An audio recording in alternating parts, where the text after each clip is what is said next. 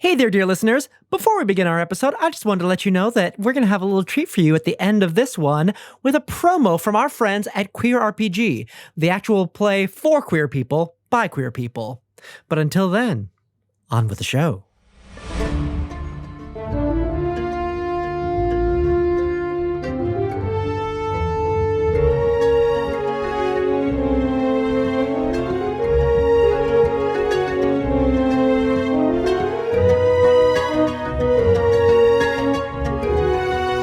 Hello, and welcome back to another episode of Mage Hand High Five. I'm your Dungeon Master, Casey Pappas, and with me, ranked from least to most likely to get pulled over for driving too slow. Oh. Robin Langenhop. So this is least. Okay, yes. Robin Langenhop playing Hayden Kincaid. I get pulled over for speeding more frequently than I care to discuss. Ooh, uh-oh. Next, Rowan McStay. Hi there, I'm Rowan McStay playing Salome Briar, and this feels about right. I got one speeding ticket after the eclipse in Oregon. And Max Weinberg. This is Max, not playing Stump Steenling, and I've never been pulled over for any sort of traffic violation. Max, wait, why are you here? I thought Stump was gone. I thought we were just kind of... Yeah, we should boot you off the call. This is kind of awkward. Oh, you're just gonna hear my like side comments and like giggles. Wait, y'all didn't tell Max that we were moving in a different direction? Yee, awkward. Oh god, this is super weird. Let's do it on now. mic. Hey, so Max. We're gonna have to let you go. Like we let Stump go. No! Well, now that we've finally trimmed the fat off of this podcast, let's get going. Thank God it's over. Yeesh. And introducing our new guest player, Max Weinberg. Hey! Hello. So good to have you. Oh, thanks. Great to be here. With that, let's dive right in. Last time on Mage Hand High Five, you met with Jack, Hayden first, and then Salome and Stump after being unfrozen. Hayden made a deal with Jack for the horn, along with information about their heritage, giving up the stranger persona in exchange. Salome bargained for her aunt's lost items in exchange for a favor. Stump, wary of a deal, did not bargain. Just as Jack was getting ready to deliver the goods, however, he was shot by Flint, arriving on the scene with Stovetop and Joe in tow. Flint revealed his motivation to grab Jack, to seize a picture contract by solidifying a new persona as a big game hunter. The trio attacked, and things began to look grim. Running low on options, Stump made a deal with Tom, letting the Eldritch being help in the fight in exchange for taking a joyride in Stump's shoes.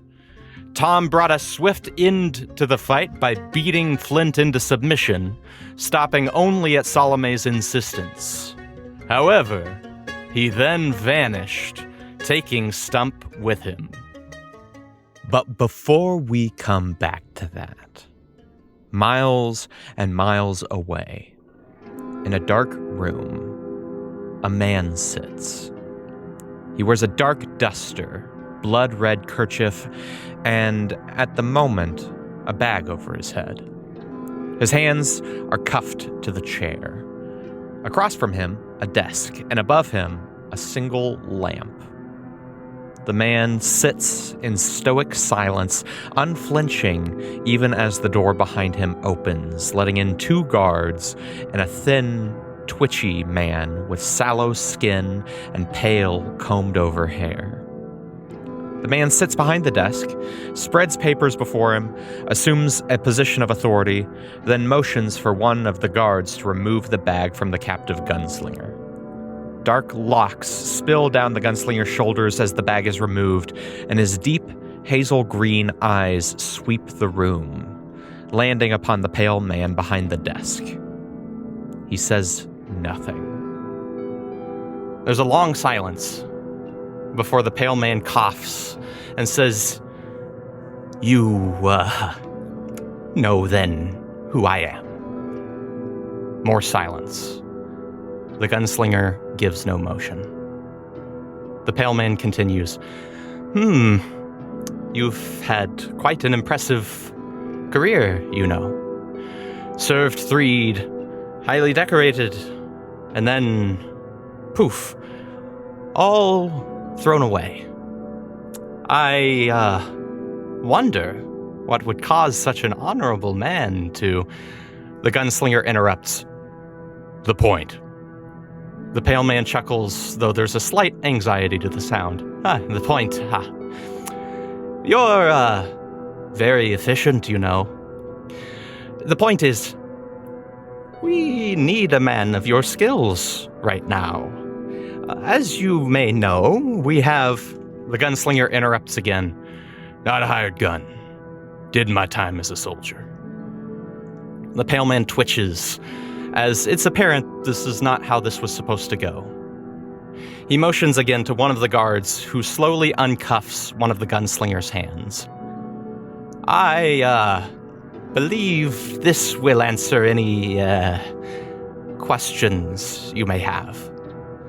The soldier slips a pale gold ring onto the gunslinger's finger. Its blue rock glints under the single lamp. The gunslinger looks questioningly at it, then stares off. Several minutes of silence, and the pale man twitches behind his desk. Finally, the gunslinger nods to the guard, who comes and removes the ring. He stares at the man across the desk before saying, "Who's the target?" The pale man's face splits into a wicked grin. I just knew you'd come around, Mr. Bartle. Ooh. Hayden, you are cradling Jack, having just saved him from the flames. An iron bullet is still lodged in his baby furry rabbit belly. Oh my god!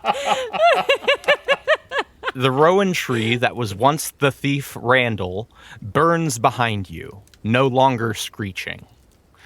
Salome, let's handle you first. You stand over Flint, having just heard him mutter, "I'm sorry, I sold out Hazak." Is he on the ground, or is he standing up? He's fully in the fetal position. Salome walks over to him, crouches down next to him, and says, "Get up." He looks at you and he says, Is he gone? Get up. Is he gone? Yes. But I can bring him back if you're not careful. Make a deception roll. That's not good. That's only a 10. He looks at you. You see a little bit of sense return to his eyes. He's a little less in shock now, but he nods and slowly begins to rise to his feet. You said you betrayed Hazak. Did I? Flint, you do have a really incredible face for the pictures. I'll tell you what. Got a really lovely smile, strong jaw, incredibly symmetrical face. Anybody ever tell you that? And on that, Salome reaches up with her blade and presses it into his cheek, scarring his cheek. He says, "Oh, listen, listen, that's my moneymaker. The great action heroes only get the one. So let's, If you like, I can do the other side for you. Help it be symmetrical again." Okay, all right. Salome keeps all right. the blade up against his face and keeps pressing until he answers. All right. What happened? Listen, I did what any sane person would do. I saw an opportunity. I wanted to become a character of the pictures, like Dynamo Tex or Hugh Weaver. The only way you make it big in any business is by keeping your head up and seeing when the tides are turning. It was only a matter of time, you understand? The Jamesons were... Get to it, Flint. The Jamesons were going to find Hazak, with or without my help. Why were the Jamesons looking for Hazak? He looks at you and he says, Why wouldn't they? People were stealing money from Jamesons left and right. Jamesons were the big target, this was the whale finally getting back at the shark.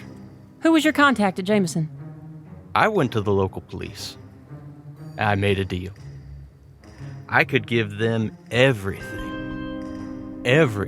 they needed to know to dismantle Hazak from the inside out. And I start over. And it's great. If you think about it, it's sort of my debt to society.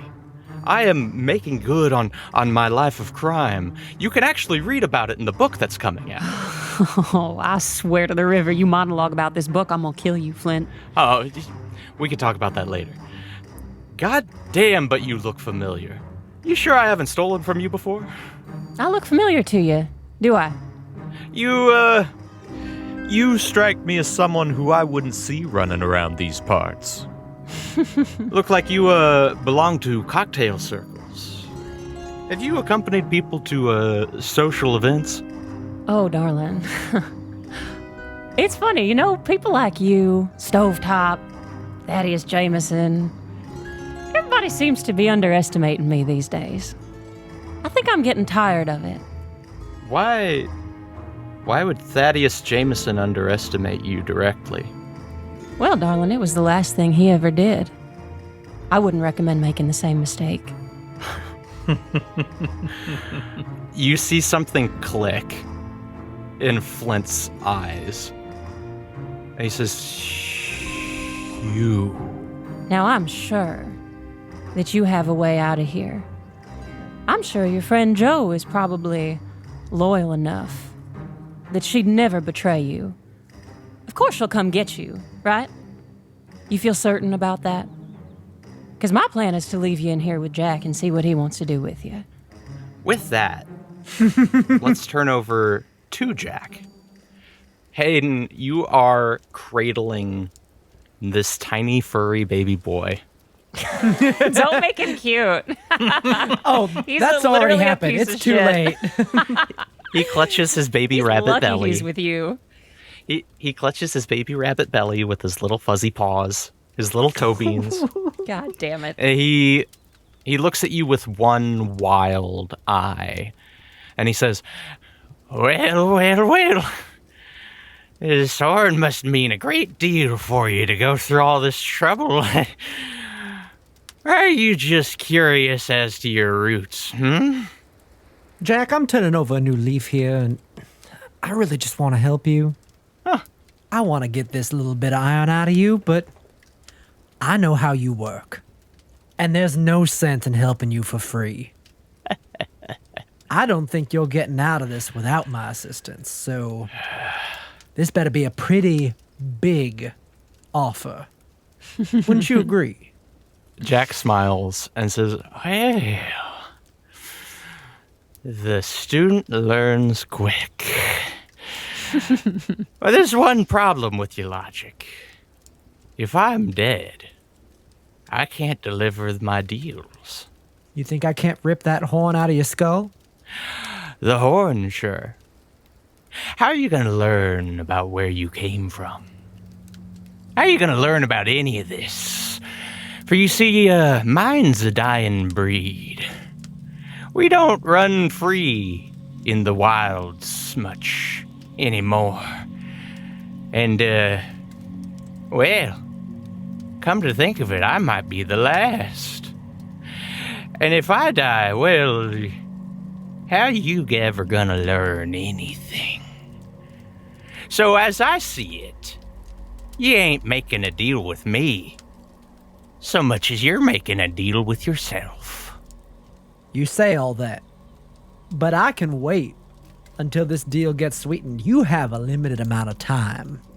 So here's my opening offer. In order to get this iron out of you, I can call you anytime I please for information or your assistance in tracking down that thing that took my friend. Oh. A blank check? You're not as much of an expert on these things as I thought. All right, then die. I set Jack down on the ground and start walking away. You're gonna let me die? I'll let you die, and then I'll come back and cut the horn off. Unlimited's much too high. I'd rather die than be at someone's service. Can I make an insight check? Absolutely. Roll this one with advantage because Jack is not trying to hide anything. That's an 18. On an 18, you think Jack would probably rather die than be at someone's beck and call. He is the spirit of the wilds.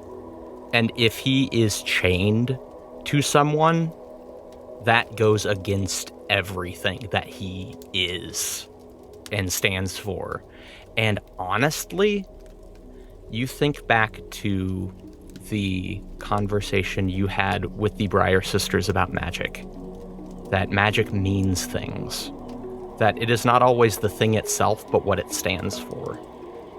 And the thought crosses your mind that if Jack is at your beck and call forever, his horn might not mean what it used to.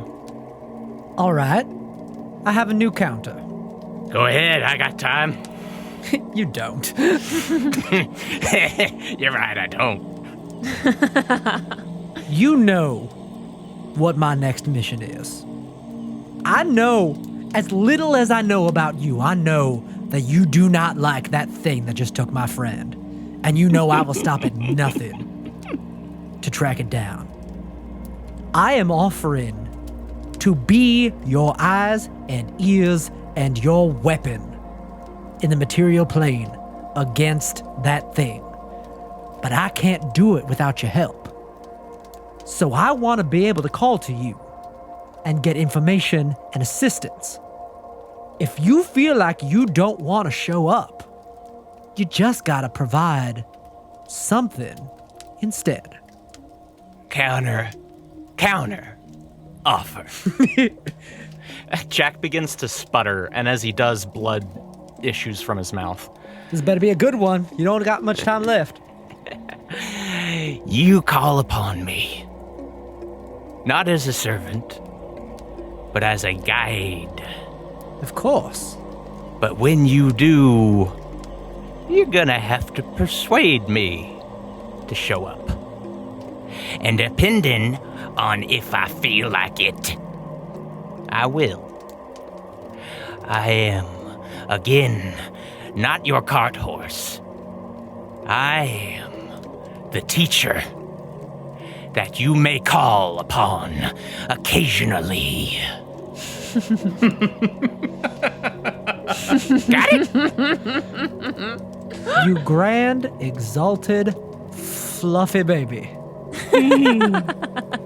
You can't flatter me. I believe I can, actually. You seem very susceptible to flattery. You may not give me anything for it, but you like it.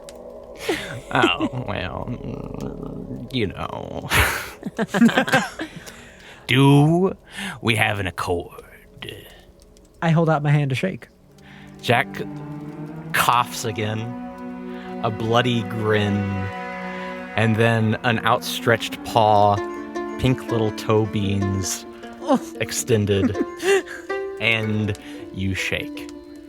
The deal is struck. All right. Does this require a medicine check, or can I just use a spell? I believe this would require a medicine check because iron actively works against fairy magic.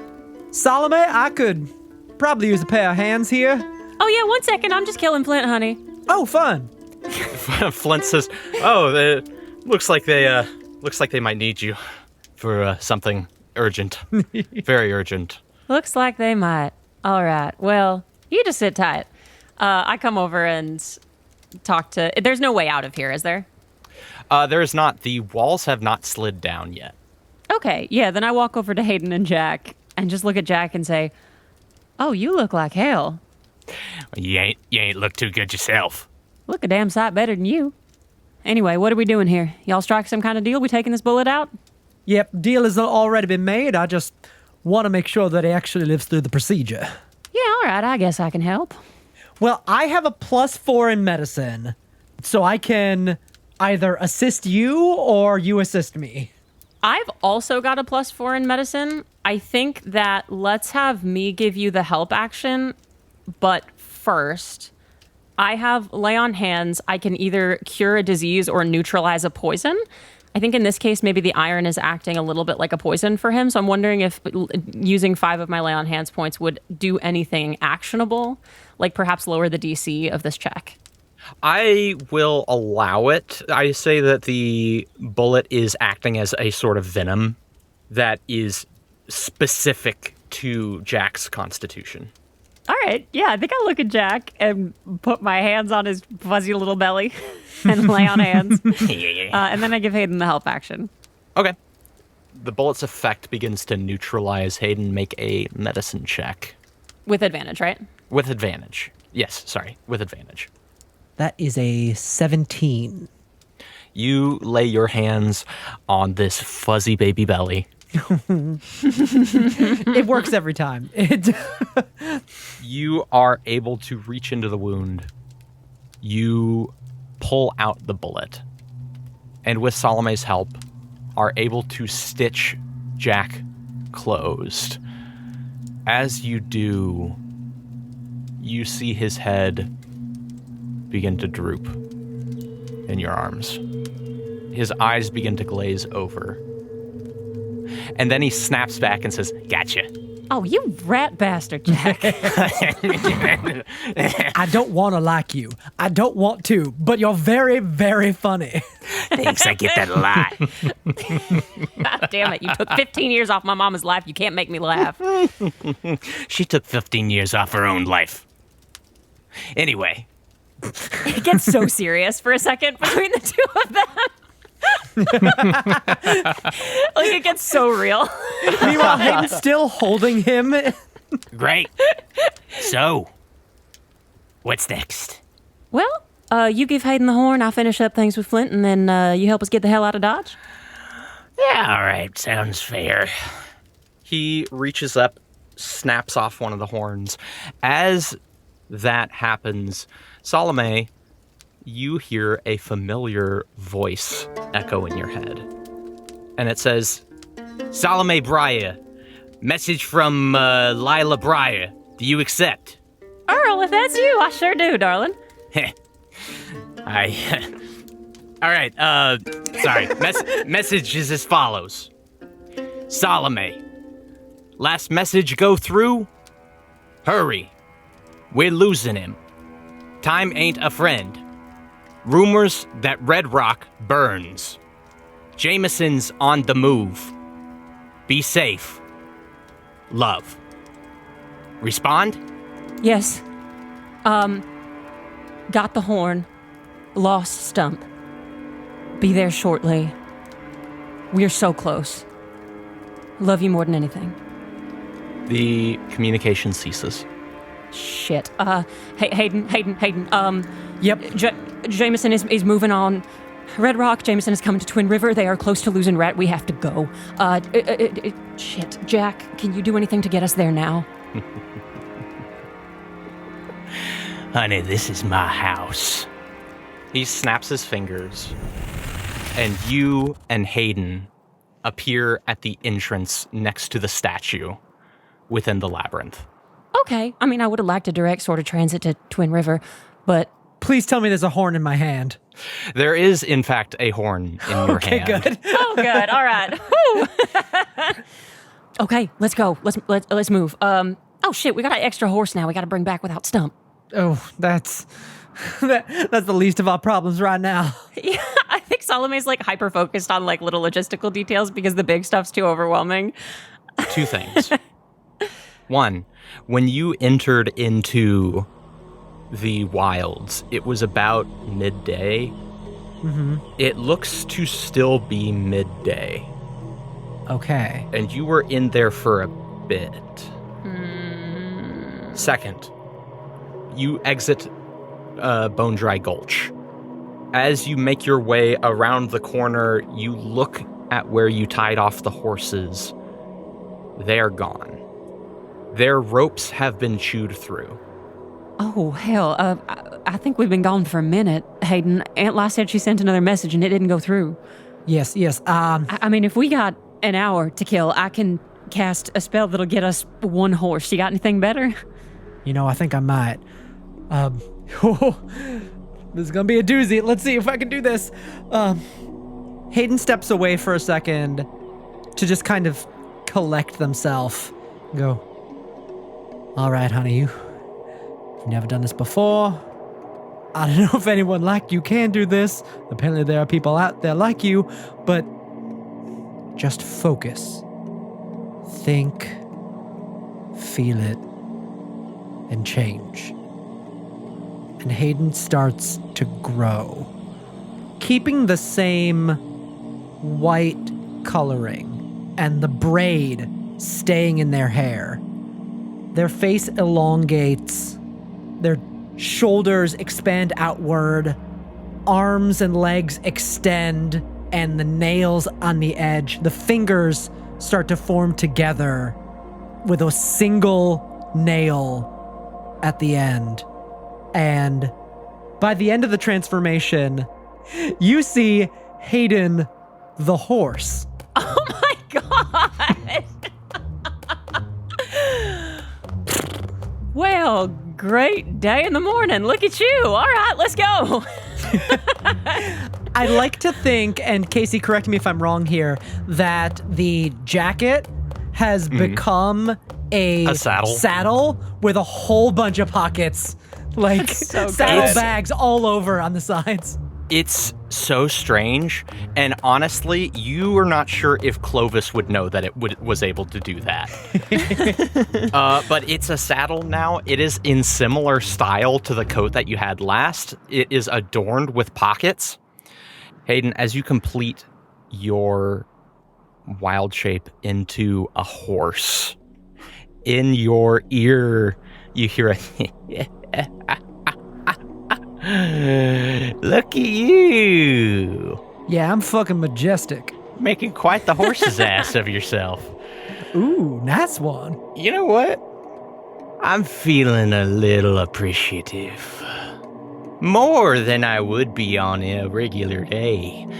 So, how's about you and your friend can cast 2 more spells? And your first wild shape, you can stay a horse as long as you want. But after, you're down to the regular rules, baby, because there ain't no favorites in the wilds.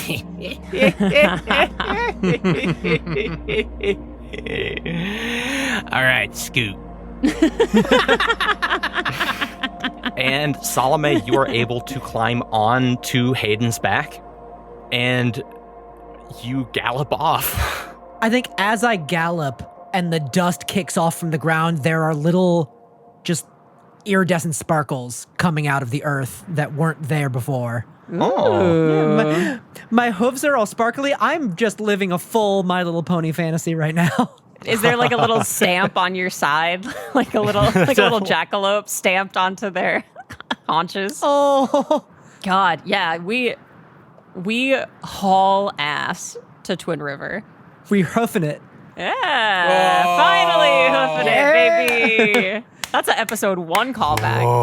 Oh. Is it? Wow. It's close. Okay. All right, you're hoofing it. And you begin the journey back to Twin River. As it gets on towards evening, you know that if you rest overnight, you'll probably get back late the next evening. If you wanted to, you think you could push on and get there sooner, but you'd give up a long rest and you'd both take a level of exhaustion. Well, with the message from Lila, I don't think that there's any world where Hayden doesn't press on. So Yeah, I just gotta. I think, especially like if Jameson's on the move and we don't know where they are, I think we gotta keep going. Okay. You push forward. We do probably get like at least a couple short rests in though, right? That'd be nice. Yeah, you can stop for short rest. Yeah, I think we need that because I can get 2 spell slots back from a short rest. We got the 2 back from Jack, and then I don't think I can heal anymore because I already used my hit die. Oh, Nice. that's right. Nice. Yeah, Yeah. you took some beatings. Yeah, I've got some Yeah. hit dice left, so I should be able to be okay. yeah, that's good. I guess I'll give myself all but one of my remaining lay on hands. So by the time I'm done with that, I'll keep one in case shit gets really dire. But by the time I'm done with that, I'm at about half health. Yep, that'll save us. Okay. Great. It is a long, hard ride through the night. And by the time morning comes, you're both exhausted, and you've each both got disadvantage on ability checks. Around midday, you reach a rocky escarpment that you recognize as being about 10 to 12 miles outside of Twin River. As you approach this escarpment, you know that it overlooks the train tracks heading into town. You start to hear the sounds of clanking and shouting in the distance. Hayden, can we get a little bit closer? Thanks, darling. You approach the escarpment. You peer over to find that Lila was not lying. The Jamesons are, in fact, on the move. Before you, in the distance, is the track to Twin River. Sitting on that track is a massive steam engine, larger than any you've ever seen. Covered in layers of steel plating, a wicked-looking cow catcher attached to the front, a series of rifle ports along its side. Atop, a mounted turret with Salome, what you would know is a turning mill special, a mounted rotary cannon, also called a Gatling gun. Cool. Along the war engine's side is written, "The Peacemaker." Closer, towards the bottom of the ridge, you hear the sounds of a conversation happening. From here, you are able to listen in. However, they are not able to hear you approach. You hear one say to the other, "I don't see it." "What?" "I don't see why we don't just torch the place like we did Red Rock. Just take it by force, put a boot on them." "Did you read the brief?" "No." "Then you have no idea what you're fucking talking about." And the first one says, "What?" "Delia, what? What's so important?" Delia says, "It's a bridge city, dumbass. If you burn a bridge, what happens?" There's a long pause while Delia waits for an answer. When it doesn't come, she sighs. "If you burn a bridge, there's no way to get across. If we burn Twin River, we have to backtrack, go back to Red Rock, circle down to Fort Braddock, and come back up. Twin River isn't the conquest here. Read a goddamn map, Jonas." And then she turns and strides off back towards the war engine. Jonas pauses, then runs after her. Shit, we have to get there now. As these two captains start back towards the train, you see the train and you see two lines of soldiers hauling pulleyed ropes, lifting a large mount onto the front of the train. A series of buzzsaws line its front, and a team of mechanics atop the engine begin bolting it into place.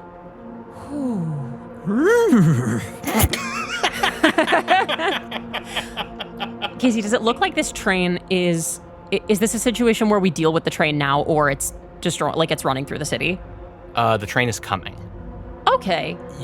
You, if you rush, may be able to beat the train there and let Twin River know. Does it look like there's anything we can do about the train? It's huge. Like, it would be tough to derail this thing. It looks like it's specifically built to not derail. Okay. Like, even if it were to slam into another train on the tracks, it is built to keep going. Okay. Like, it's a battering ram.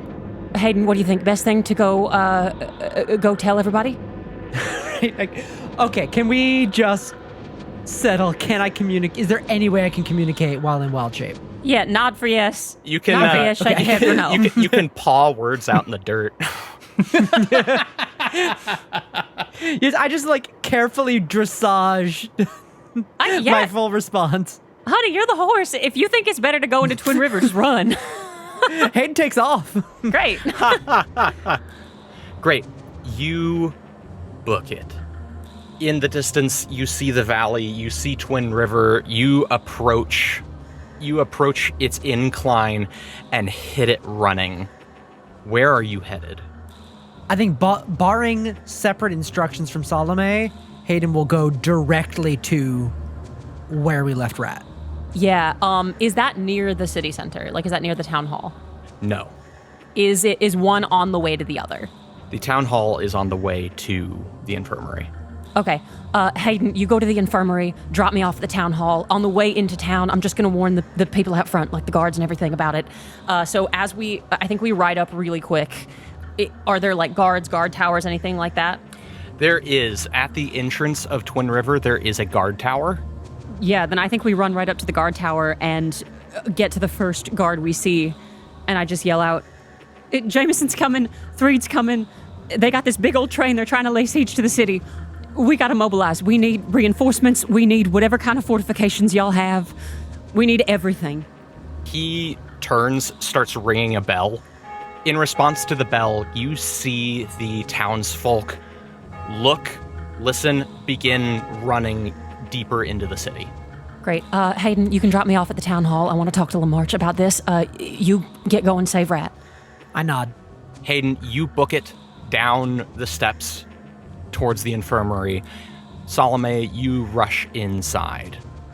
You see the doors to Lamarche's study open. Lamarche is seated at his desk, writing. He looks up, says, "Oh, you're back. How was, Yeah, no, sorry. Jameson's coming. They got a big train. They're laying siege to the city. We gotta go. Shit." Yeah. He stands up.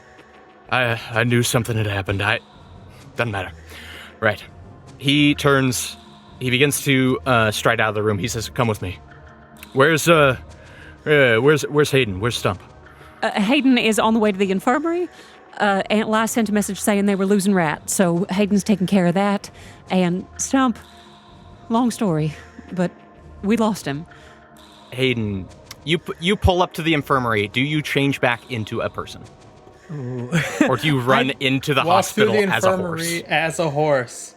I think Hayden would burst through the doors as a horse. There's a horse in that hospital. There's a horse loose in a hospital.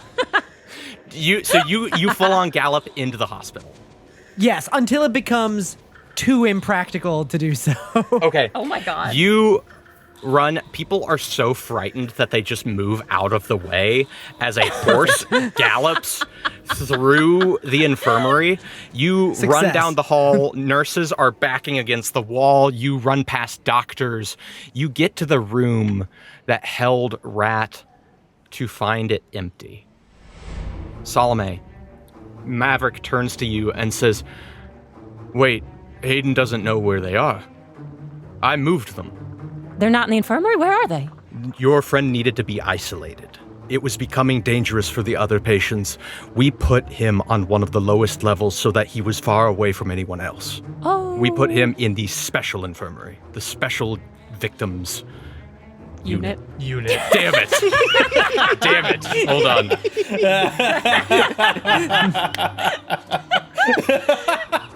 These are their stories. There is God. Dun, dun, dun, dun. There is an emergency unit on one of the deeper levels. We had to place him in there to isolate him. Okay, so we need to get hold of Hayden. Do you have a courier who can talk to Hayden, who can tell them where we're going? Where am I going? Yeah, if Hayden stays put. He motions, a courier comes up, he sends him on his way, and says, "We got to get to the gate." Yeah, lead the way. Maverick is running. He tells another courier to take off ahead of him to close the main gate of Twin River. As you're running towards it, you see large logs begin rising out of the gap between the ground and Twin River to effectively blockade the entrance to Twin River. Max. Casey. It is a beautiful day. The birds are chirping. The sun is shining. The Twin Rivers rush below. And Wyatt, you've never quite been in a city like Twin River before. You wake up at the Traveler's Respite, feeling well rested. And you know in your heart of hearts that the flame shines brightly on you this day. Fuck. Wyatt, you rest your St. Ignaeus prep school bag onto your shoulder and prepare for a day of helping people. It's what you've been called to do, after all. It's what you've dedicated your holiday break to, taking a ticket all the way from St. Ignaeus and Red Rock to spread the flame's warmth and love in Twin River. You walk outside, hopeful and rested, feeling like you can take on the world, and the sounds of shouting greet your ears. Guards rush past, and you see a very important-looking dwarven man with the most impressive burning red beard you've ever seen, walking swiftly, accompanied by a human woman in swashbuckler's attire. These people look important. If you're going to help anybody, they seem like a great place to start. Hello? Hello? Excuse me. Hi. Excuse me. Hello? Salome Hi. turns around and points Thaddeus' gun at Wyatt. Whoa. Hello. Who the hell are you? Hi. My name is Wyatt Forsythe, and what questions do you have about the flame? Oh my god, walk and talk. Max, would you describe what Salome sees? Yeah, in front of you stands a young hobgoblin with a big, wide smile. You see a glint in both his eyes and his braces. He's about 6 feet tall and still has some of his like baby fat on and still kind of like a little bit chubby, hasn't quite hit puberty yet. He's wearing jeans and a clean button up. He's got that bag over one shoulder and is holding a book tightly in both hands. Hanging from his back is a staff with a slight glow at the top, and at a quick glance, he would appear to fit in anywhere in the Badlands, but upon closer inspection, it's clear that all of his clothes have either been custom made or tailored. Oh god. And then on his chest, you see a crest that you all are very familiar with, which is the flame of the Church of the Eternal Flame. I'm sorry. He has braces on his fangs. Yeah. You know. I just wanted that to be stated because I love it so much. Oh my god. Yeah. So we see this. Hi. Pardon me. The city's under siege right now, so you're gonna have to walk and talk with us, darling. Oh, okay. Maverick has not slowed down. Yeah. No. We're walking. Like, he didn't stop for Wyatt. He didn't clock Wyatt. He's leaving. Like, he's still going. Sorry. What did you say about the flame? Yeah, it helps and warms us all, cleansing our souls until one day we return to its embrace. Okay, great. Salome, without breaking stride, grabs Wyatt's hair, pulls him down, gets him in like a guillotine, and starts walking with him under her arm, like What are you doing? half choking Wyatt. Points Thaddeus' revolver at his head and goes, what in God's name are you doing from the flame out here? I swear to God, if you burn down Red Rock and you want to come here and gloat about it, you did not pick the right audience. What are you talking about? I'm here to help people. You're here to help people. Yeah. And how exactly are you going to help people? When has anybody from the Church of the Eternal Flame ever helped anybody? They've helped a lot of people. Father Moldenon helped so many people. Has Hayden told us about Father Moldenon? That's hard to say. I'm going to roll for it. Okay. No. Okay. I'm That's sorry. such an interesting. No, that's okay. That's That's so okay. much That's more okay. interesting. Yeah, it is. That is. He always said to help people. How old are you? 15. You 15? Yeah. How old are you? You ain't here to gloat about Red Rock? No, no, that's where my school is. Oh, hell. Okay. Salome puts down the gun, but keeps hold of Wyatt and just says, do you know how to fight? Kind of. I mean, in like theory, never a real fight, but I theoretically know how to. All right. You know how to heal? Also theoretically. All right. Well, you're in luck. We could use some help. Come on. At this point, Maverick has noticed sort of a slowing in pace, turns to see you having a child in a headlock, and says, I'm going to dissect that later. Could you just bring him with us? Yeah. Come on. Great. I grab Wyatt kind of by the collar and like pull him along. What's your name? Time to help. You are approaching the southeastern guard tower. As that is happening, Hayden, you are hoarse. You You are horse. you are hoarse. Our horse. As you gallop out of the infirmary, where is your next destination? Before I leave, are there any, like, bugs? Like spiders just crawling around in the room? Oh, cool. There is a fly buzzing around. It lands on your flank and you swat it away with your tail. But there is a fly in this room. Okay. First I'm gonna dehorse because I'm done with that now. And I'm going to cast Speak with Animals on myself. Okay. And I'm gonna turn to this little fly and just be like, oh, hey there, little buddy. I got a question for you. Do you, by any chance, remember the human that used to be laying on this bed? It's a friend of mine. I'm trying to locate them. Do you possibly know where they went? Scary. Explodey. Yeah. Move. Yeah. Where'd they take him? Do you know? Deep. Down. Down. Deep. Fly. Could you? I don't suppose you could show me.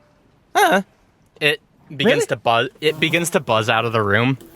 If it lives long enough to get down there, sure. You do not know how long this fly has been alive. You do not know how much longer this fly has to live. Yeah, I'll follow the bug, and maybe I can just bring it back from the dead if it dies quickly enough. I'll be ready with a cure wounds. It begins buzzing out of the room, and as it does, it sort of turns to you and goes, "Good." Yeah, it's great. You know, if you need some shit later, I could turn it to a horse and make a big old dump for you. That'll be your reward if you get me where I need to go. Shit. Yeah. This is real gross. I don't feel good about this line of communication I just started. Can bring him to the shit pile under Ford Falls. It begins buzzing down to the lower levels. Unbeknownst to you, Hayden, a couple minutes after you leave, a courier arrives at the infirmary. God damn it. And you begin Rude. heading down to the lower levels of Twin River. I'm following this fly, and I just go, I should have left a note for Salome. What am I doing? Twin River is not our friends for staying together. No, it's not. Salome and Wyatt, you are heading up the southeastern guard tower with Maverick. As you climb, the gate is now sealed shut. Its walls are about 30, 40 feet high, and the guard tower peeks over them. As you ascend the steps, there are other guards that come down to meet Maverick and say, "There's something in the distance." And Maverick says, "Damn. All right." Language. Maverick turns to you and says, "You're right. I apologize. That's not typically the type of language that I'm known for. I apologize, child." Thank you. Hi, I'm Wyatt. Hi, Wyatt. He looks at the insignia on your chest and says, "We're going to talk about that." Oh, I would love to. Oh, honey, I don't know if you want to, Mavs. You ascend to the top steps, and as you do, you see the train quickly approaching. It is now slowing to a halt before Twin River's wall, the buzzsaw blades adorning its face spinning down. Riding on the side of the train by handrail, now stepping off onto the ground, is a massive armored being. A tower shield hefted in one hand, a fist molded into a mace the other. Salome, the last time you saw this guy, he was chasing you out of Providence with two of his buddies. Oh, one of the bastions? The Bastion walks forward, then shouts up, "Maverick LaMarche!" There's a pause. Then Maverick looks out and says, "Afternoon. What brings you to my humble city?" "Threed demands fealty." "And, what does that entail?" "Threed demands housing and care for its troops on their mission of peace. Your humble city will suffice." Maverick mutters under his breath, "Soldiers on a mission of peace." What, you couldn't tell by the name on the train? Maverick chuckles, and then says aloud, "And what if I say that we bear no responsibility for Threed's troops?" "You refuse Threed's offer of peace?" Maverick responds, "I heard no offer of peace. Only a delay of war." Salome, make a perception check. Oh, God help us all. Can I make a perception check? Oh yeah, Wyatt, you make a perception check too. Hope you do, because that's an out one. First roll for Wyatt. Come on, Wyatt, let's go. It's a wisdom. It's wisdom. It is something he is proficient in. That's a 24 for Wyatt. There it is. There you go, kid. Wyatt. Salome, you're distracted by seeing one of these bastions again. It's a little frightening. The last time you saw this guy, he severely outmatched you. Yeah. This time it may be a little closer, but you don't know just how close. Yeah, I think Salome's a little shaky. Maverick is caught up in conversation with the bastion and also does not see Wyatt. You look, you see the bastion, but you also take in the train. And you take in a couple things that surprise you. As a young man who grew up in Threed, there are names that you get used to seeing. The Church of the Eternal Flame is one, but another one is Jameson. Jameson is branded on half the products you use on a daily basis. Your parents are staunch supporters of Jameson and contribute pretty frequently to their cause. In fact, they donated heavily to Tiberius Jameson's campaign. You look and see that name again. One on the tower shield that this armored man holds, and two along the side of the train, right next to a large printing that says, "The Peacemaker." And above the Peacemaker, swiveling to face you, is a large rotary cannon. You have a couple seconds as you see this cannon lock barrel with you. We gotta move. The rotary cannon begins to open fire. Wyatt, make a dex save. Salome, make a dex save with disadvantage. That's still a 10. Wyatt rolled a 14, but you need to Okay. tell me if I failed or not, because I might get to use an ability. You failed. Okay, I'm going to use, as a hobgoblin, I get fortune from the many, and if I miss an attack or an ability check or saving throw, I can draw on my bonds of reciprocity to gain a bonus equal to the number of allies within 30 feet of me. Okay. Okay. So I could use this trait to then get an additional +2 to go up to 16. That saves. Nice. Yeah, baby. All right, Wyatt, We're that's best good. friends already. At least I'm lumping Lamarche in there Yeah. as well. Yeah. Lamarche does not seem to bear you ill will yet. And he never will. He might not get the chance as bullets shred the guard tower. Salome, you take 12 points of piercing damage as bullets rip into you on their way through the guard tower. Lamarche takes some as well. The guards both do as well. One of the guards drops.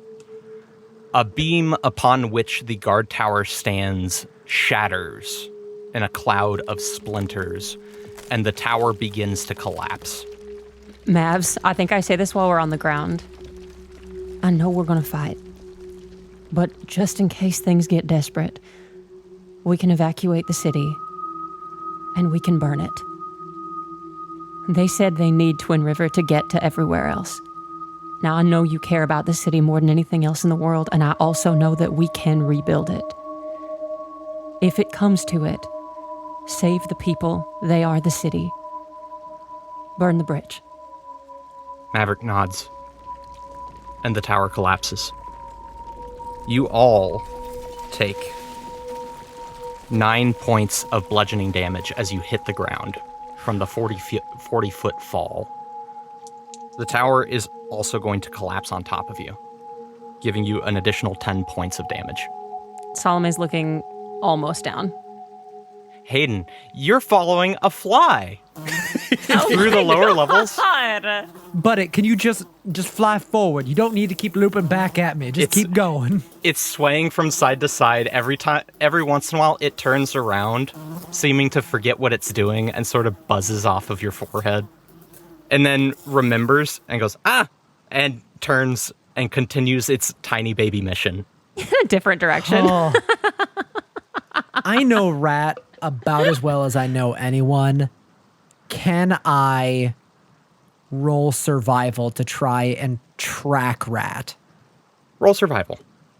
With disadvantage because of exhaustion. Glitter baby. Glitter baby, can you become some kind of... Do you know what binoculars are? It thinks for a second. And then it turns into a spyglass. Ooh, all right. Nice. Can I use this to counteract the disadvantage? Yeah, I'll allow it. That's 13. With a 13, you following along this buzzy baby fly, you are continuing down to the lower levels. As you do, you see the buildings become sparse again. The streets become less streets and more rope bridges. You see fewer and fewer people down here. The infirmary is on the 2nd level, and you're now down to the 4th. And as you descend, you pick up traces of malicious, dangerous magic.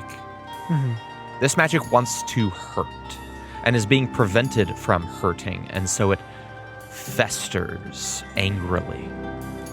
And you see patches of it along the way as you are following this fly. Are you hoping to leave the fly behind, or are you hoping to bolster your ability to track where the fly is headed? The fly is just moving too slow for me. I think I'm going to leave the fly behind, cast Long Strider, and book it. You book it. The fly says, "Oh, wait, What?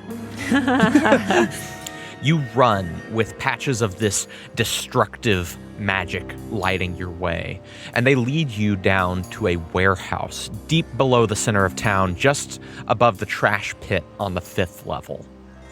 The magic festers around the doorway, and you see lights emanating from the windows of this warehouse. Do you enter? I do. You open the doors. Or you try to. They're locked. I can deal with that. I turn into a spider and crawl under the door. It's too bad the fly's not here. You crawl your way under the door, and you see a sight before you. This warehouse has been completely emptied, save an operating table in the middle of the room. 3 figures are standing over the body on the table, their hands pressed to his scalp, and they look ready to break. The man on the table is bursting at the seams with this destructive magic. His body convulses on the table, and you see the 2 human women and the old goblin man doing their damnedest to keep this man from rupturing wholly. I, as unobtrusively as possible, transform back into full Hayden. I've got it! I've got the horn right here. You approach. The 3 people turn to look at you. Dr. Merrimack, Lila, and Maggie Breyer, and they look in various states of exhaustion. Dr. Merrimack looks ready to drop. as if a stiff wind could knock this man unconscious.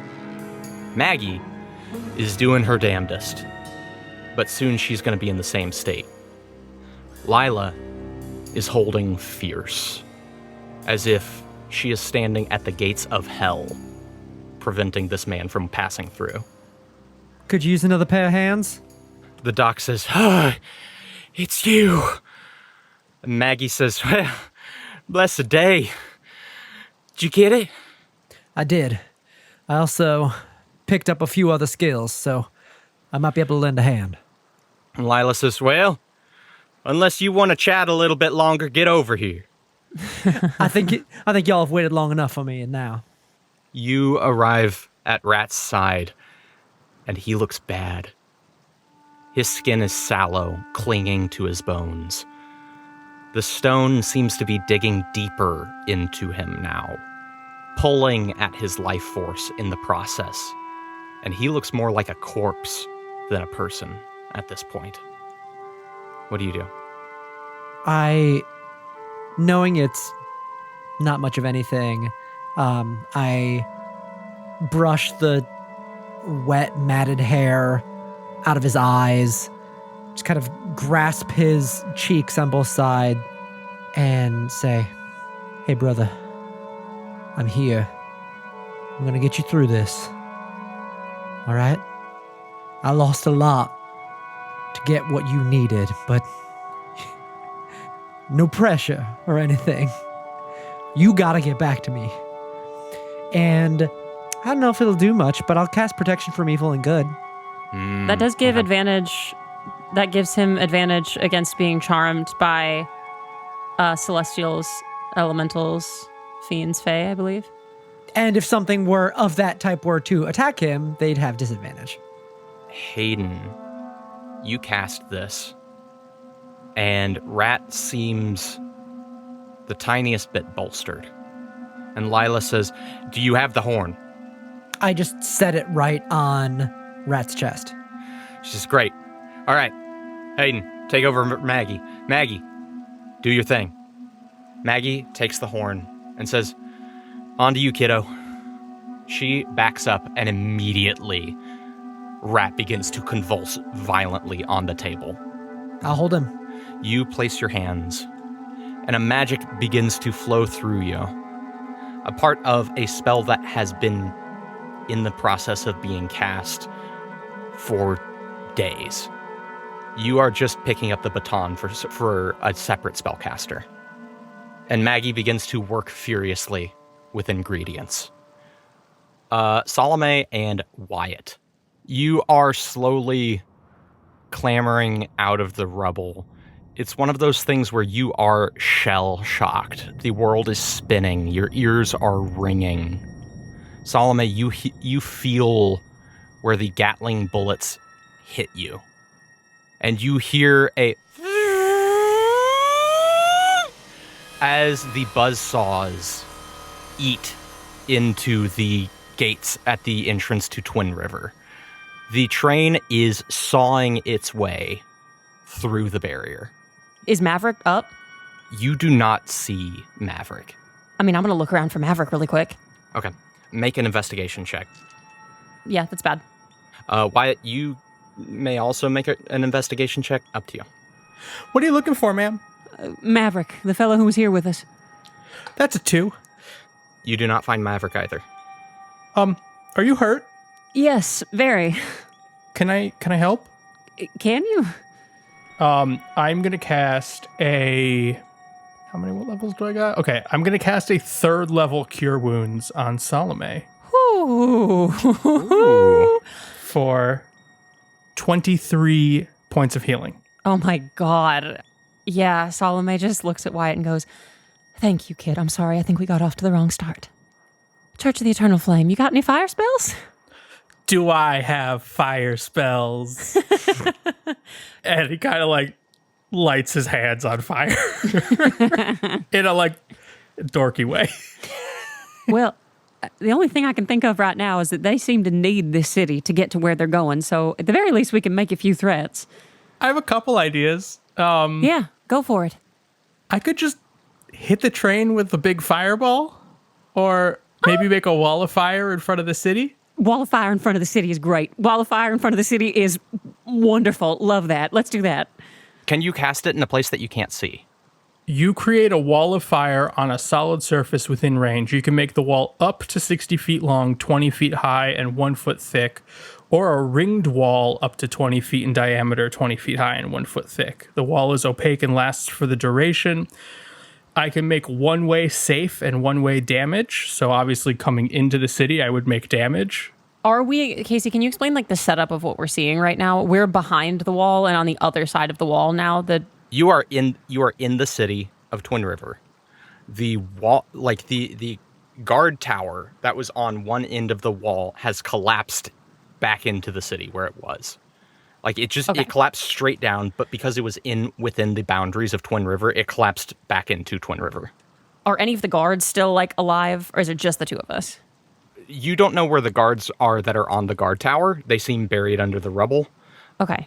There are other guards approaching the front gates and getting into a holding position to get ready. Wyatt, what do you think? I think we need to try to evacuate the city.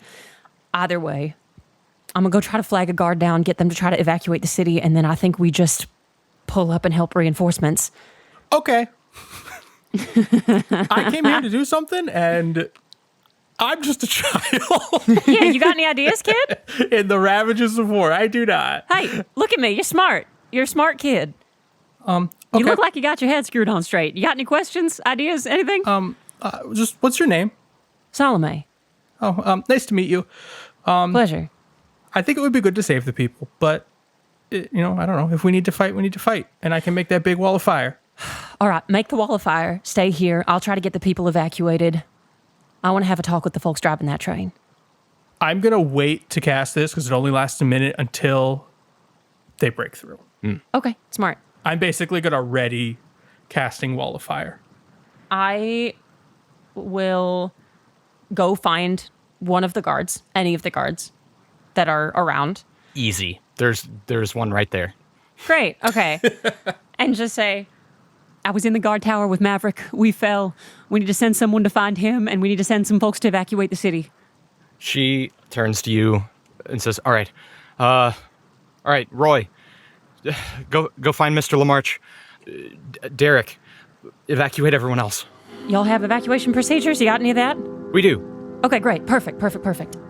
We need reinforcements. We need to bolster the gate. I would like to be able to talk with the folks on the other side. I can wait till they bust through, or I can do it in advance. You got a way to talk to them? Well, that would have been the guard tower, but she looks over at the ruins of the guard tower and Roy frantically pouring through the wreckage. Yeah, okay. Great. Well, we'll wait till they're on the other side then. Okay, you want to talk to them? They don't seem to be in a talking mood. Well, they don't want anything to happen to the city because they need the city. Okay. I think if we're able to bluff well enough, we might be able to convince them that we'll destroy the city unless they turn around and leave. We'll destroy Twin River?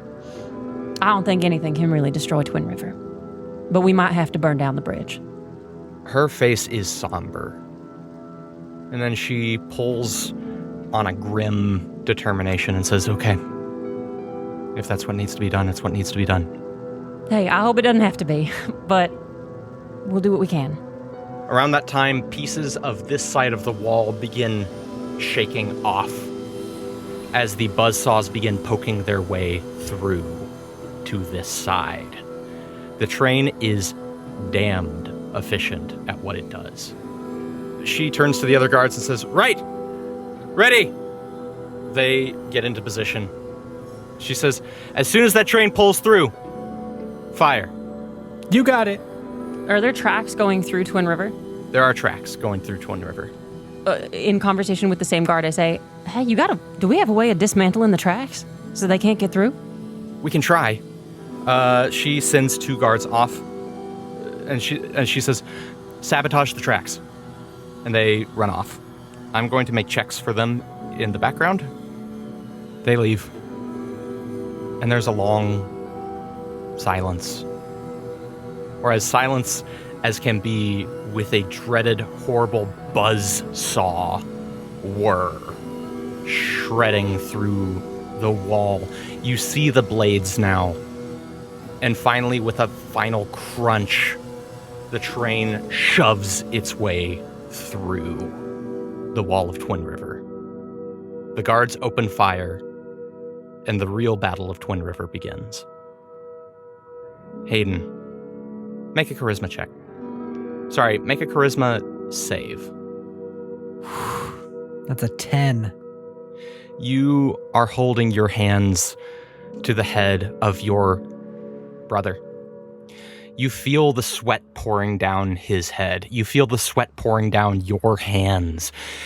The heat that is coming off of his head is intense, and it is burning you. A glance to the side, you see that Dr. Merrimack's hands are hurting from being held so long, keeping this man contained. You see Lila's hands are in a similar state, blistered, cracked, burnt. And you feel an ounce of what they have been feeling for days. Your muscles seize in your left arm as the burn licks your hands. And you feel something touch your mind. And it says, "Release me." Release my brother. I intend to. You feel mental spikes jab into your brain as if something has clamped down on your mind. And you catch glimpses of the stone being pressed to Rat's temple, of the flesh around it accepting it as part of it. You see a team of spellcasters weaving spells onto this stone to cement it into the mind of your brother. And you see behind them a book. As you're watching, the spellcasters look at you. As they lay spells onto your brother, they look at you and they say, "Release me." Jack, I didn't expect to ask for your help this quickly, but you might be about to lose your champion if you don't give me a hand here. Roll a persuasion check. That is a 17 plus 13 for 30. Oh, shit. What? I got that fey charisma now. Yeah, baby. Jesus Creasus. Okay. There's a moment's pause. And then you feel pause. Oh. On your shoulders. And a voice behind you that says, "Damn. Kids these days, so impatient." You know, I just want to see your pretty face again. He floats around on majestic butterfly's wings, looks at the spellcasters and says, "What the fuck? I know, crazy, right? What do you want?" I just need you to help me keep my own mind so that I can give these guys a hand. Okay. And Jack goes to work. Salome and Wyatt, the train slams through the entrance of Twin River, and as it does, soldiers leap off of the train and are met with guards of Twin River, and the fight begins. Yeah, at this point, Wyatt is scared for his life, and he's never really been an outdoors kid.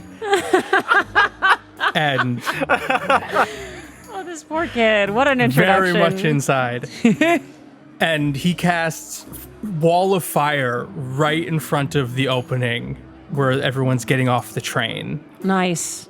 to maybe circle it in because I can make it rounded. Okay. Yeah, so I'll cast wall of fire kind of circling in the train where to leave the train you get damaged, but anyone can go through the fire to the other side towards the train. Okay. During that silence, during that period of silence, I'm also going to cast Bless on myself, Wyatt, and the guard that we were talking to. She looks confident. Wyatt, you feel a bolstering of your senses. And perhaps you're not as nervous as you were a second ago. Though you're still terribly nervous. Is this, Miss Salome, is this normal? What, honey, the Bless spell or someone laying siege to the city? I guess both. I would say blessed spell, yes. Laying siege to the city, not abnormal, but definitely not normal. Okay, they definitely don't talk about these stories in the scriptures, so we'll see how it goes. The circle of fire lands on, just drops out of the sky onto this section of the train. The soldiers jump back, and there's a moment's silence before you hear a voice that says, "Idiots! Open fire!" You hear a as the Gatling gun rains bullets through the wall of fire randomly. Because with a gun the size of the Gatling gun, you don't need to aim. Fuck. It is going to roll on the crowd of soldiers in front of you. It is going to roll on the pair of you as well to see if any of its bullets hit. Miss Salome, I picked the wrong spell. Well, shit. Happens to the best of us, honey. That is Okay. a 19 to hit you, Wyatt, That hits. and a 15 to hit you, Salome. That'll miss. Okay. Wyatt, you are going to take... Are you telling me that this is normal out here? No, honey, I was joking. Of course it's not normal. You kidding? Okay. You said you were going to school out in Red Rock, right? Yeah, it was a private school. I went to St. Ignace. Oh, lords, ladies, and lovelies. Okay. We read a lot. At least I did. Yeah, no, honey, this ain't normal, but we appreciate your help. Ooh, I gotta do my first concentration check. You take 21 points of piercing damage. Holy Ooh, shit. As Shit. That was a really quick wall of fire, everybody. That was a 1. Shit. Oh, no. Oh, my God. Okay. Sure. the wall of fire disperses and the combat resumes, the Gatling gun is now full speed, laying into the buildings around it. Is the Bastion leading the charge around? You look, you see the Bastion run forward. 2 guards run up to meet him. He lifts up, wham, just flattens them with his tower shield. They are gone. Miss Salome. Yeah, no, it's bad, honey. It's real bad. Okay. Okay, ready my sword. I will run up to the Bastion. As a bonus action, I'm going to use my Emissary of Peace to grant myself an extra +5 to persuasion rolls. Okay. I'm going to say, listen, we can have this out, but we are already in the process of evacuating the city. I know you need Twin River to get through, and I know you need Twin River to set up your troops. Now, if you don't turn tail and run, we will burn the city to the ground, and you will have to find another way. Roll a persuasion check It's with disadvantage. with disadvantage. I do have a +13. But Yeah. plus 13.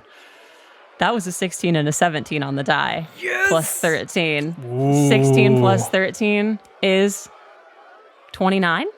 Mm-hmm. 29. Did you see my friend back there? Cast a hell of a fire spell. I don't think you understand what we are willing to do to protect this place. And I don't think you understand that a place is only as good as its people. If all of the people are gone, we will burn this town to the ground. But one way or another, you will not find purchase here. The Bastion looks at you and says, I believe you. You would burn this city to the ground. He turns over his shoulder and says, Men! Kill the child! What? Oh, shit. Wyatt, run. Oh my, run away. The Bastion raises a hand and points at you, Wyatt. The Gatling gun... Everyone roll initiative. Yeah, baby. Robin, you roll initiative as well. Okay. We will handle what happens to you on each of your turns in initiative. Cool. All right. That's a 15 for Hayden. 11 for Salome. I think that's the closest Hayden and Salome have ever been in the initiative order. I think you might be right. Are you ready for this? Uh-oh. 16 for Wyatt. Whoa! Oh, shit. Look at you. Yeah. Well, I guess Hayden doesn't have plus 75 to initiative anymore. It's I true. know. Okay, great. First in the order is Wyatt. He just runs. Come on, kid. Hey, we gotta get out of the way of this big old gun, so we can move deeper into the city, and then we gotta fight. Yeah, can I do a perception check for anything that might be able to shield me from this Gatling gun? Yeah, take a look around. That's a 26. I've rolled really well. Your wisdom is Yeah. nuts. Oh no, I just rolled an 18 twice, I think. Damn. Oh my god. Yeah, there are buildings that you can hide behind. You could delve into the rubble of the guard tower. There are a couple different places that you can hide. You can run up the street a little bit. You'll be more than 60 feet away. I don't know how much that affects your spells. I'm already 60 feet away, you said. Yes, I'm saying you're 60 feet away right now. Okay. So if you move farther, you will be Okay. farther than that. Can I take an action and also get to cover? Yeah.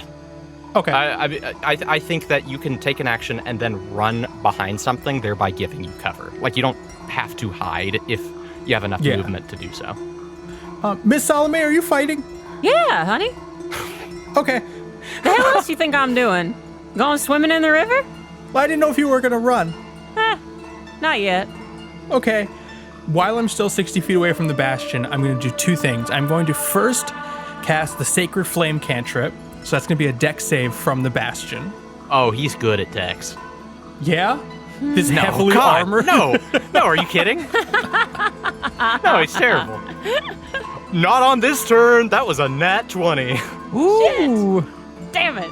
Well, that's a bummer. Yeah, you see like a poof of light just kind of ting off of his armor. Good try. Little to the left. That was my first time. Yeah, it's great. You got it next time. And then as a bonus action, I'm going to cast Spiritual Weapon. Oh.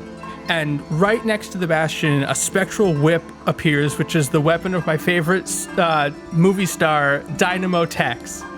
And Oh my God. I'm gonna try to whip the bastion. As it appears, you hear Dynamo Tex's catchphrase, "Rawhide." The bastion goes, "Dynamo Tex. Didn't they make like 13 of those? So many. I think that guy's like 47 now. A little old for a picture star." That's a 25 to hit. That hits. Okay, so that's gonna be 7 force damage. There you go, Wyatt. Knock him down. Come on. Yeah. Whoosh. The whip cracks, landing a glancing blow on the bastion's shoulder. He shrugs it off and says, "No matter." Okay, goodbye. Anything else on your turn, Wyatt? Run away to hide. You take off up the street. The bastion says, "Get him." Sorry, Wyatt. Great. Hayden. Yes. Hayden, you are in a miasma of fear and anger and destructive hate. The world you are in right now feels like it is meant to destroy anything that it touches. And because of that, you feel yourself being destroyed just by being here. And as you look, Jack floats behind the heads of the acolytes performing spell weaving. And he says, "Damn, this is fucked up. You understand why I asked for you now? I never understood you mortals. You get your hands on any sense of power and you just exploit it. There's no fun in it. There's no wonder. No curiosity." And he looks and he sees the book and he says, "Holy shit. Well, don't that just beat all? You know anything about that? This is the one and only Book of Rhoda. That a name you heard before?" I've heard a thing or two about a particular book. Rhoda is new to me.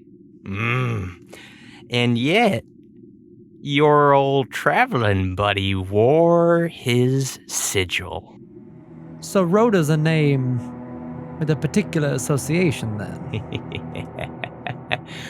Oh, your friend Stump, was it?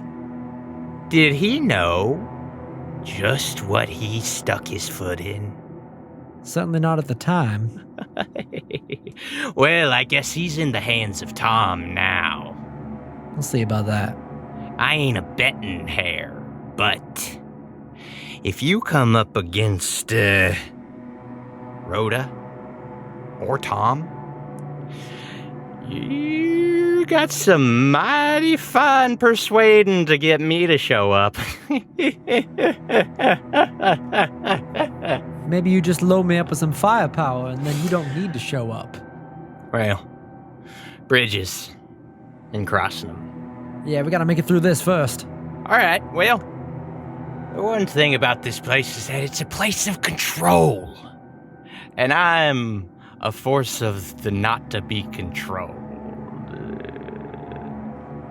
As Jack's wings begin to flutter, and as chaos begins to inject into this world of subjugation and domination, you don't know how useful Jack will be here, as he is not here.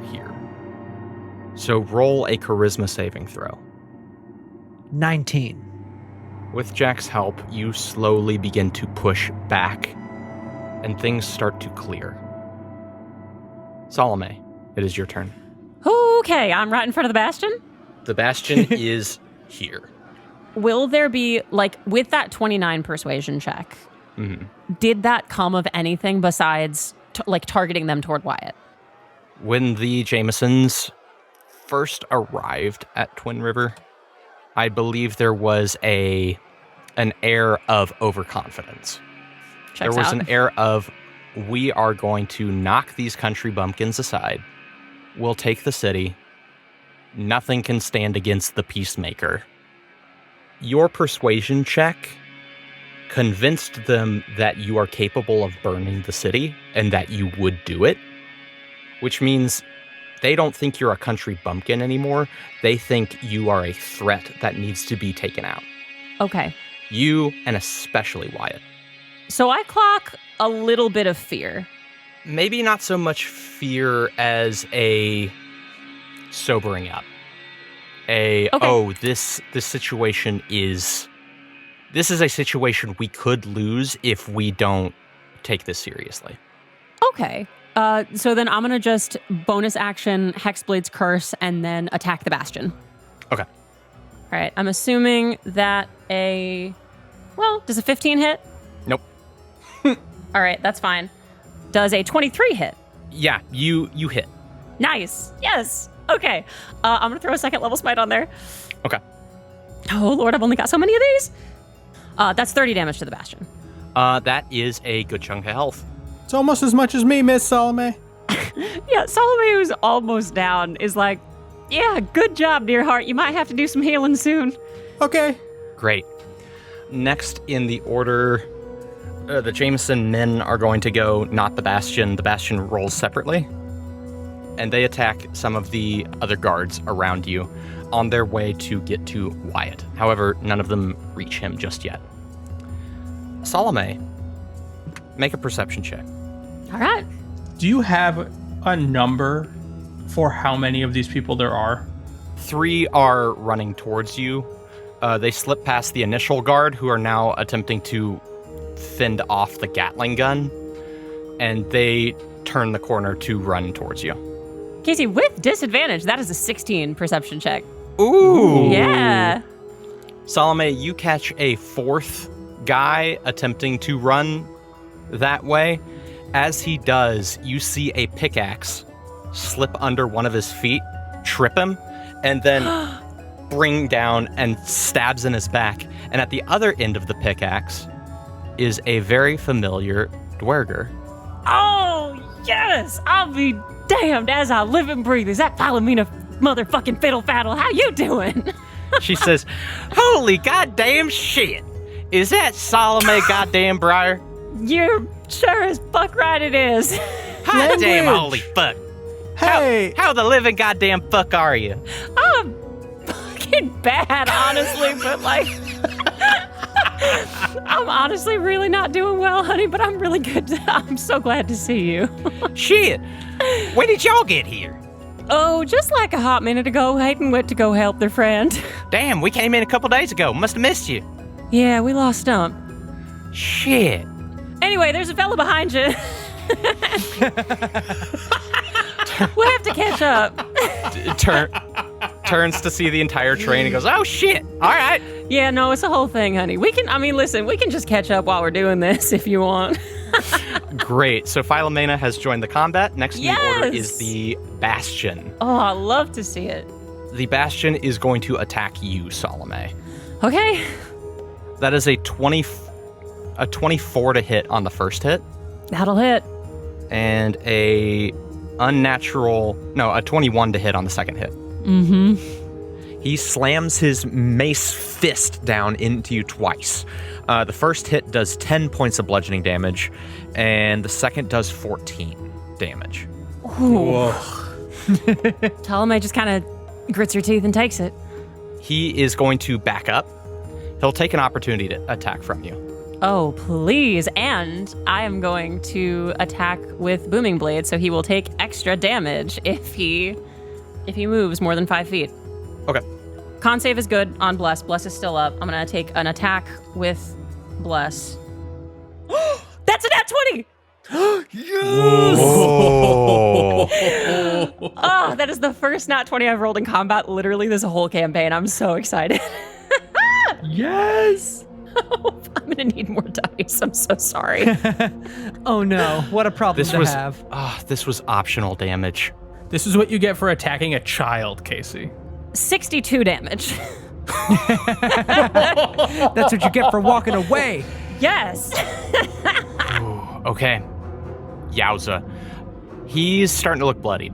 As this is, I think, smiting and doing this much damage, I think what basically happens is that, like, the briars crawl up out of Salome's sword and into, like, the cracks in his armor, into the grates in his helmet, the cracks between his elbows, and just start trying to find, like, veins and shit to cut. Ugh. Yeah. They are wrenching open his plate armor and finding cracks and pieces to slide into. Like I said, you could turn around. Or we kill you first. He points at you. You want to kill the person with the biggest bounty in the Badlands? I'm surprised you wouldn't want to take me alive. He looks at you and he says, You insult me.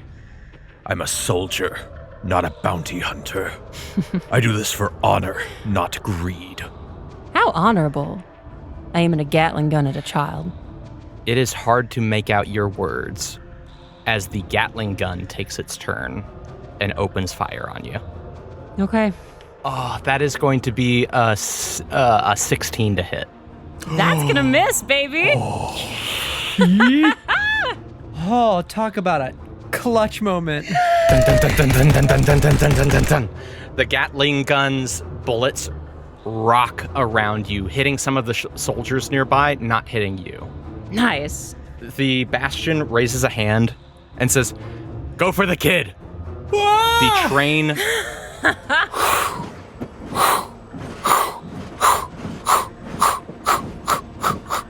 The train begins to move deeper into the city of Twin River, the Gatling gun searching for its prey. And the Bastion turns back to you. Wyatt, it is your turn. How far are these people from me? They're about, I'd say 30 feet. Cool. Can I do a perception check to try to find a weak point in the train or maybe the Gatling gun? You are out of sight of the gun, so it would be more like remembering what you've seen. Okay. That's a 19 perception check? You think that the train does not do well with close range combat. It is meant to be a son of a bitch at a distance. If you get up close, the Gatling gun won't be able to hit you, you think. And you might be able to find a way inside. And inside the train is probably more vulnerable than outside the train. Okay, I'm gonna kind of turn back a little bit to these guys that are chasing me. Mm-hmm. And I'm going to get within 15 feet of them and then cast a third level Burning Hands at the three of them. Ooh, okay. So they all have to make a dex saving throw. Okay. 16. One of them succeeds. That's going to be 19 damage on the two that failed and 9 on the one that passed. Okay. Nice, Wyatt. Yeah, get him. That is a big chunk of damage to these boys. They immediately are like, oh, fuck. Get out! And just fire erupts from his hands at these 3 guys. And then as a bonus action, I'm going to move my spiritual weapon back next to the bastion and go and attack him. Okay. Nice. There you go. Come on. It's a dirty 20. That hits. He's not going to use his reaction. Are you sure he doesn't want to use his reaction for No. 8 force damage? 8 force damage? Yeah, I think he's good. Yeah, so the whip cracks again and just pings him. Rawhide. Dynamo! God. It's in Wyatt's voice, though. Dynamo! Who the hell is this kid? And then I run away again. Okay. Great. Hayden, you are Yes? seeing this vision of Rat, and you feel these forces of domination wrapping around you once more. You hear them say, "Release me." And as they say that, you see Rat rise from the table. He turns his head to you, and he says, "Hayden, you have to let me go." You know, it's funny. I don't think the real Rat would ever say that. The real Rat is dead. You're killing him just by being here. Release him. Let him take his eternal reward. If he's dead, I can't be killing him. This incarnation of Rat or something looks at you and says, if you don't let him die, you squander his reward. If he dies, and it is not from the stone, he will not see the flame's embrace. Don't you see? We're trying to take pity on him. Who the fuck said that he wanted the flame's embrace, you asshole? Can I hurt them here? Can I, like, fight these images? Roll an attack throw. 18. You shoot. It lands in Rat's right eye. He screams, and horribly, it sounds like Rat. And he says, you only bring darkness and suffering on yourself. Eternal darkness, eternal suffering. We just want to save you. Is that so bad? I'm the one doing the saving. I'm saving him from you. Short-sighted. Okay. You feel another burst flow through you, flow through Jack, as Jack repels a little bit more of this domination. Roll a charisma check. Charisma check. Love that. Not a charisma saving throw, because you are no longer on the back heel. 23. Rat begins to dissipate a little bit. Salome, you are in tango with this bastion. What do you do? The bastion did back up, at least. Yeah, the bastion backed up 15 feet. So this is my chance to get away if I don't want to be in tango with the bastion. How hurt's the bastion looking? He's looking bloodied. Especially after that 8 whip damage. Yeah, I think I just say, darling, I think we got to deal with you later. And I run toward Wyatt. Is he within earshot? I'll just call out, Wyatt, can you hear me? What? I'll meet you at the train. Okay. You think you can get there? Yeah, but I don't want to. Roll a persuasion check. Okay, I've got a plus 13 to this, but it is with disadvantage. That's okay. That's a 27 persuasion check. Wyatt, honey, I'll meet you at the train, okay? It's more dangerous to go off on your own now. We got to stick together. We got to get to the train. We got to break it down. You're going to be all right, okay? Okay. Yeah, I'll be there. All right, see you there. Okay, bye. And I don't even have to disengage. I look at the bastion, give him a little 2-finger salute, and go, Real honorable work, soldier. And I run toward the train and see if I can find it. Okay. You dash around the corner, leave the bastion in the dust. All right, if Philomena's there, I'll be like, Philomena, we're heading over toward the train if you want to come help. You turn, you see the train like moving along the tracks. The Gatling gun is swiveling from side to side as if it's looking. The Jameson boys are going to go. They're all going to try and fire on you, Wyatt. They all pull out guns and Jesus. fire at you. This is a wild first day out of school. That one misses. That one misses. They all miss. Yeah, there it is. By the glory of the flame.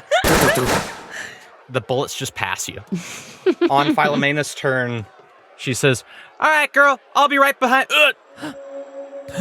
As the Bastion shield charges her on his turn. Oh, shit. Sorry, Philomena. Philomena and the Bastion are now in combat. Shit. It is the Peacemaker's turn. The Peacemaker is not seeing Wyatt around any corners, and so it is going to use its turn as a siege weapon to begin raining down bullets on the town.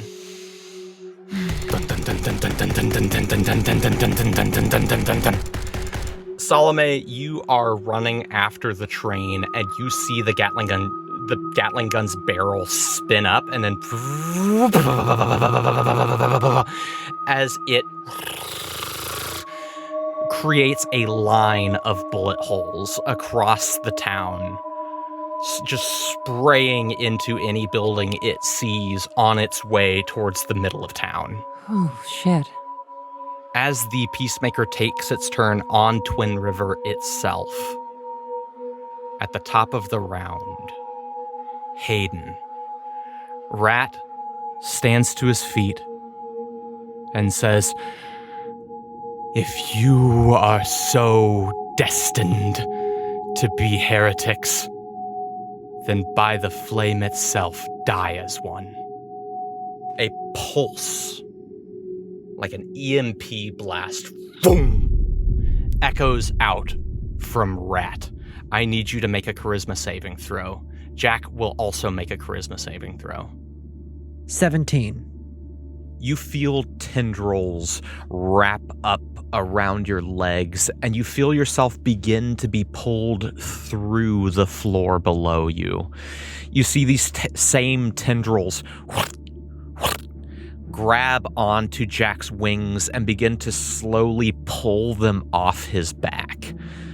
And as you sink into the mire of this thick, bubbling, festering magic, Rat walks towards you, his one eye looking at you. And he says, "You can't stand up to this. This is destined. It's fated. You are fighting the sun itself. And if you believe there is any hope for you non-believing filth at all, then you will die not only a heretic, but a fool." You are pulled neck deep into the mire. And that is where we will pick up next time.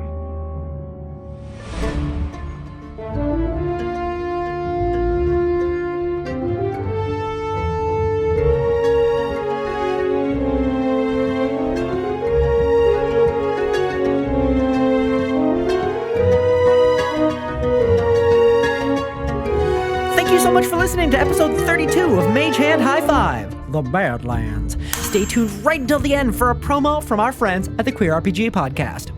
Want to show your support for our show? Want to hear us talk more about it? Then check out our Patreon at patreon.com/magehandhigh5 for the tiniest little, it's almost impossible to see, $5 a month. You can get in on the down low and get all kinds of extra goodies, a whole bonus podcasts, behind the scenes stuff, all of that and more at patreon.com/magehandhigh5. Join us. Thanks to Jacob Kirshner for our music and Shane Smith for our logo and our cover art. Check out our website at www.magehandhigh5.com and look for us all across social media. We're on Instagram, TikTok, Twitter, Facebook, Discord, Blue Sky, and wherever else we may be. We're going to be there at MagehandHigh5. Go to your podcatcher of choice and throw a 5-star review our way. I will play fetch with it. And now I'm going to shout out all of our subscribers on Patreon, and I'm going to do it in a single breath. Here we go. Jackson Mower, Liam Bodie, Ocarina Sonata, Talmaneer, Mads the Jelly Cube, Sky Cow, Elephantasmal, Morgan Faber, Kathleen Ayers, Andrew, Kellen Wilbur, Trout Relief, Chronic Dreamer, Patrick Hickman, Debbie, Nathan Ritter, Chicken Too Tasty, Evan Noon, Avery Spar, A.M. Lovely's, Allison DeVelvis, Das Carpenter, Diana Bacon, Al Forrest Oakey, Liz Spar, Carrie Lee, Jonathan Gunn, Tyler Gardner, Al DeSol, Julata Pang, Laura, Al, Chloe Utley, and Sammy Richardson. Ooh, wow, I could actually do that one. I was really worried for a minute. Tell your friends about the show. Tell your folks about the show. Light the beacons on the Great Wall so that all of China knows we're here. And when you do it, use the hashtag MHH5. And hey, how about a high five?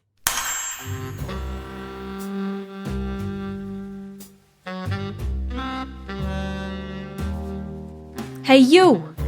You don't look familiar. First time in this part of the city? I see that sneer on your face. Better wipe it off before I do it for you. This is home. This is the best place you could ever want to be. Whether or not this is where you meant to end up, you found yourself on a rather fortuitous street. You see that corner building down there? 3 floors up. Lamplight Investigative Services. Friends of mine, you ask. Loaded words you're throwing around this evening. Good people is what they are, though. Not a single one of them will admit to being nice. Something about duty, yada yada. A bunch of BS if I do say so myself. Who am I? No need to worry your pretty little head about that. I'm sure my name will come up in time. But go. See for yourself, 3 floors up, gold gilded sign. As for Mama, don't tell him I sent you. She'll know what to do.